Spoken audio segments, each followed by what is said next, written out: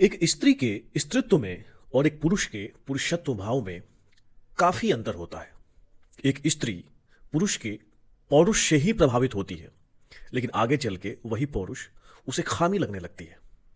एक सफल रिश्ते के चलने के लिए यह बहुत जरूरी है कि दोनों एक दूसरे के इस तत्व को समझे।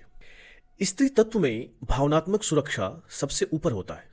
वह बहुत बारीकी से हर रिश्ते पर नजर रखती है और यह श्योर करती है कि उसका या उसके परिवार को बाकी रिश्ते ठीक से समझ पा रहे हैं या नहीं, या ये रिश्ता दो तरफा है या नहीं। पुरुष अपने शाख अपने रुतबे के लिए जीता है। उसे इससे कोई मतलब नहीं कि उसे बदले में क्या मिल रहा है। वह अपने चाचा के उस लड़की की जिम्मेदारी भी उठा लेगा जिसने कभी उसे गाली दी होगी। वह एक वैल्यू सिस्टम को ज्यादा प्रेफरेंस देता है और यही एक स्त्री और एक मर्द के रिश्ते के टकराव का सबसे बड़ा कारण बन जाता है।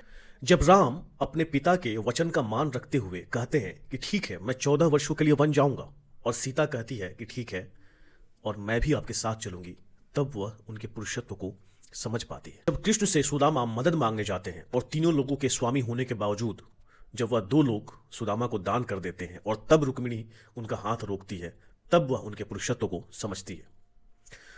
पुरुषों का एक शाख होता है, एक रुतबा होता है। वो राम इसलिए बन पाए क्योंकि सीता ने उनके शाख को समझा।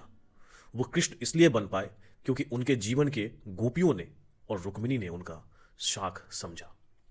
पुरुष किसी के लिए इसीलिए नहीं करता कि उसे बदले में क्या मिलेगा। वह इसलिए करता है क्योंकि वही उसका पुरुषत्व है, वही उसकी शाख है। लेकिन आज के समय में पुरुषों के लिए यह जरूरी है कि वह स्त्रीत्व को भी उतना ही समझे। पारिवारिक सुरक्षा देना भी उतनी ही बड़ी जिम्मेदारी है जितनी सामाजिक। समाज के भविष्य में एक आपके बच्चों का भी भविष्य होता है। अगर घर के ही बच्चे खराब हो गए तो दुनिया क्या ठीक करोगे मित्र।